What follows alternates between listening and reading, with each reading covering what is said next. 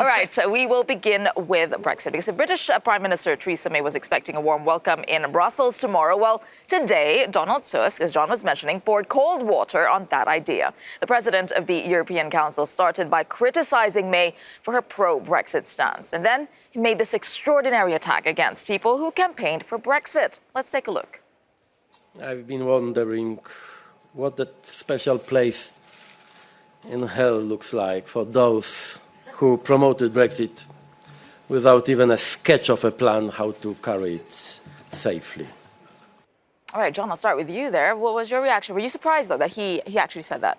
I think it's completely bizarre. I've never heard anything like it. Right at this moment in time, when the British Prime Minister is due here tomorrow, is that really helping this debate? No, it clearly isn't. It's going to inflame people in Westminster, the very people who need to be brought on side to vote for a deal that's been agreed by Mr Tusk and also the British government. Do you think it's unhelpful? Murray, do you think he overstepped a line here, or was just being honest? I think he speaks the truth insofar as there wasn't a plan.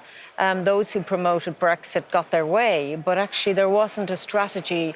As we see already, we're now 51 days to Brexit and we're not sure of how it's going to go. And I think Donald Tusk is a man who wears his heart on his sleeve. And I think there was a sense, I suppose, which we all feel, and we've had this conversation, this story has been running and running. It impacts on the people I represent and on the people that you represent. And therefore, we do need to get over this difficulty. And maybe amongst friends, you can speak the truth. I mean, I think if we parsed what he actually said, he probably believes that place does exist, which some people don't believe. It might have been the choice in words. He wonders, is there a special place? And I suppose, you know, maybe there's a sense too that at this 11th hour that really we want to see progress. I mean, I hope we talk about the speech yesterday of the Prime Minister in Northern Ireland, the visit today of my Taoiseach Leo Varadkar, and tomorrow's visit of the Prime Minister. But that's the weird thing is that's not all we're talking about, because he has somewhat put, I don't know, this kind of dead cat in the room when he did bring this up. Clearly, you know, as a diplomat, which ultimately Donald Tusk is, I'm not entirely sure that the language is entirely appropriate at this time. You're right in saying he has been emotional, and he has expressed his emotion about Brexit before.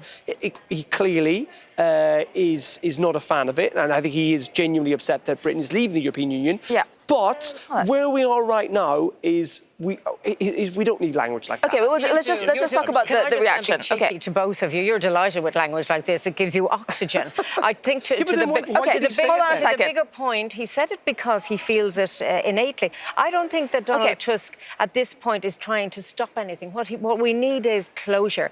The United Kingdom is leaving at the end of March, and we need to sort out an arrangement by which you can leave, and then to talk about a future relationship. I'll give you the last. This isn't going to lead to closure.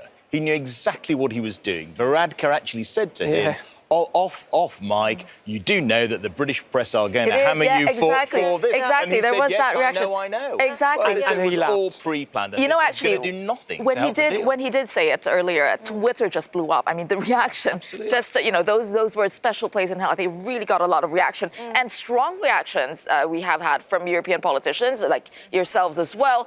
Reacting to that, Alex Morgan, you have been following all these comments, our team in the Cube. Alex, bring us all the reaction.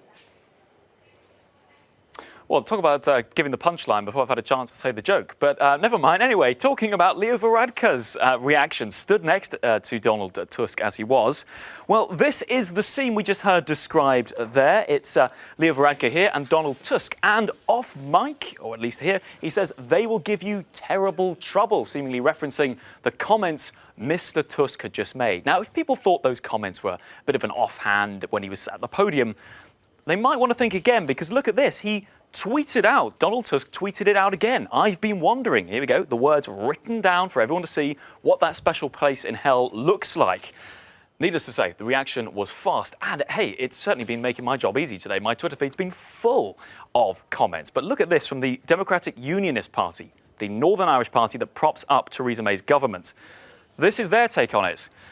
My response to the devilish, trident-wielding Euromaniac Donald Tusk. That's from Sammy Wilson, MEP, saying Donald Tusk is showing his contempt for the 17 million people who voted for Brexit. Then there's other people as well, like Fraser Nelson, saying it follows a history of showing disrespect on behalf of Mr Tusk to the United Kingdom. Ian Dale as well saying at a time when politicians should surely have only one thing on their mind, coming to a deal, this kind of language isn't appropriate.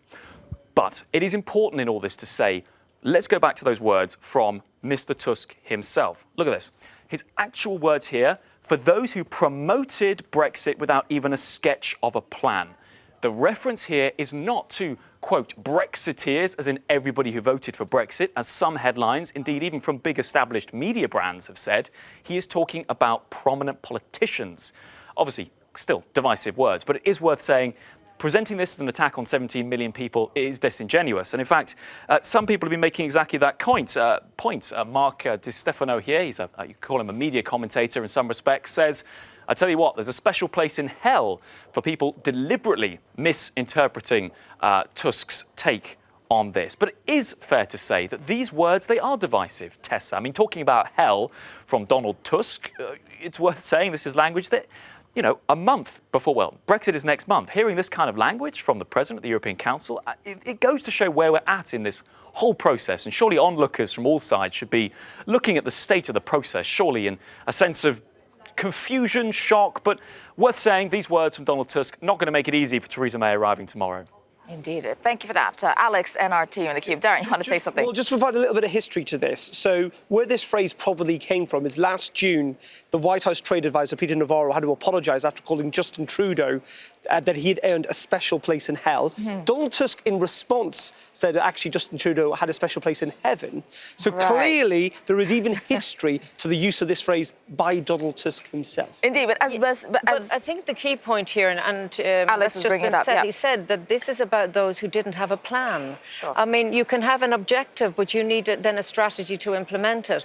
And perhaps the frustration and the use of that term reflects the fact that we are so close to the end of March and we don't have an agreement that's signed up to and ratified by both sides. So I think, no. Okay. This is supposed to be a responsible politician stroke diplomat. He's supposed to be the face of 28 different nation states. He occupies a senior place in Brussels and European politics. And seriously think that that's appropriate language? It certainly isn't. We can try and paper over this any way we like. This has brought a no deal closer than ever. Closer than ever. You've seen the reaction from the DUP. You can imagine what the reaction's going to be like in Westminster. It's just not helpful, and it's not needed. No, I what think does you that should say, deal with though? the second part of the sentence. I think we have to be very, very real here, because the truth is there wasn't a plan. And what we've been doing since the referendum, Europe obviously has to respect the outcome and come to an agreement on how the UK exits. And there wasn't a plan presented by the United Kingdom. Again, you can paper over it any way you like. I don't do papering over. Is it with really going to be helpful to call Michael Gove, which is effectively what this is doing, Boris Johnson, et al. In this way? Of course it isn't. These are people, in Michael Gove's case, who sits around the cabinet table, as do many others. This is not helping this deal along the way. And at this stage, that's where we should be. All I would add to that is that I think you may well have a point that there wasn't a plan, but we're here. It's the 6th or 7th of February. Exactly. We're 50 days out from Brexit. If you think there wasn't a plan, that's fine, say it. But it's not the proper moment. If Well, actually, I think... can I just say, because I represent... I'm elected and you're elected, so I think whatever differences we have there, we represent people. The people I represent who live along the border region in Ireland are very, very concerned about the fact that there was no plan. I welcome yesterday that the British Prime Minister in Northern Ireland had a very profound speech, but in particular, she said, and this is important for us to know, that the people of Northern Ireland did not need the Irish government or the EU to make sure there was no hard border. She went on to say that the UK government would not allow a hard border and that she would not allow it. But let me finish. Therefore, she must absolutely promise that there is not going to be a crash out. And I think I read that into the script.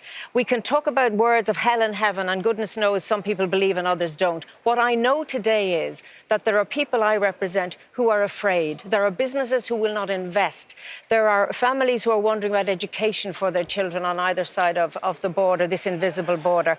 And I presume you have citizens also who are worried. So politically, whatever is said, we now need action to make sure that the withdrawal agreement But if we look ratified. at the words, actually, what they represent is this the level of negotiation, of diplomacy that we have at this crucial point?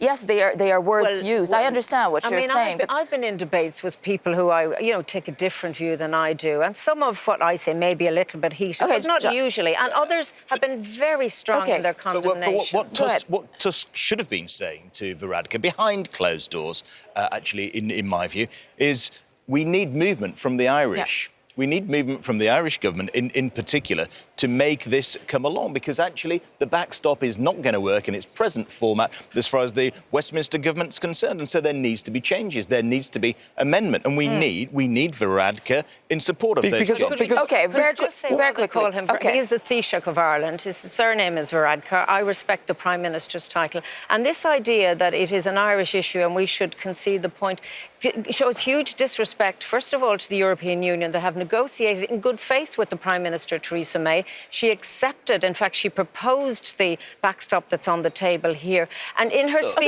yesterday, she talks about changing. Let's go to what Leo Varadkar... In this place, we deal with political reality all the time. We compromise all the time. That's where we are. That's where we are right now. Let's listen to what he said. We're talking about Leo Varadkar. He was in town, indeed. Let's listen to what he had to say. While we expect that the backstop will never be used, we agreed again today that it's needed as a legal guarantee to ensure that there is no return to a hard border on the island of Ireland, while protecting the integrity of our European single market and customs union. And I think the events in London and the instability in British politics in recent weeks demonstrates exactly why we need a legal guarantee and a solution that's operable, that we know will work and will last. Okay, Theresa May is coming here with this kind of atmosphere that we have here today in Brussels, with Donald Tusk's words. And Leo Varadkar saying, OK, there's no movement. There's not going to be any movement. Well, what are we explaining tomorrow? Well, I mean, what's going to happen tomorrow? A good question. I mean, Theresa May is going to come here. There's an awful lot of people think it's a bit of a waste of time if she's not going to come with any actual new ideas, if they simply are reheated ones that have been explored over and over and over again. So why come? And even yesterday, we saw somewhat confusion about what the British position is, or at least what can get through Parliament. Theresa May made it clear that she does not think that the backstop should be removed, but that it should be changed. Others within her party, and indeed the DUP today, were suggesting that it needs to be removed altogether. So, we in some ways are no further or no closer, to a sort of workable compromise than we were 3 weeks ago, 4 weeks ago, 2 months ago. Okay, so what is the point? That's not to say, though, like, Leo Varadkar was here today, and you've referenced what Theresa May said yesterday, which is that the British will not impose a hard border in Ireland, and she's making that guarantee. So the only people who will impose it in the event of a no deal is the European Union and the Irish government. No, because if there's a crash out, there's world trade and there's obligations on the British. In fact, I read it incredibly the opposite that you see it. And I think when you do a summary of what's likely to happen tomorrow, I think the British Prime Minister is trying to get an agreement. I don't doubt her good faith in that. I think the difficulty from a European perspective is that we had reached this point of an agreement, but that the House of Commons, for many reasons, have now rejected that.